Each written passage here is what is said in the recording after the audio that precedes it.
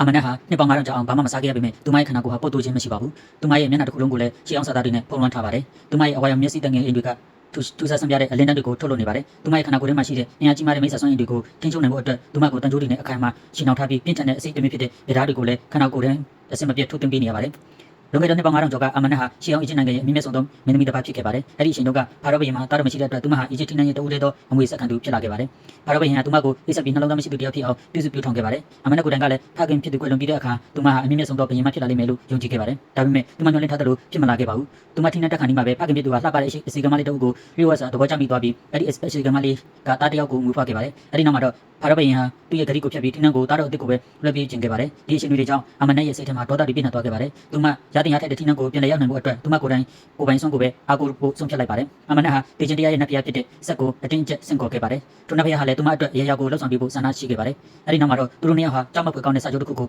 ရှုပ်ဆိုခဲ့ကြပါတယ်။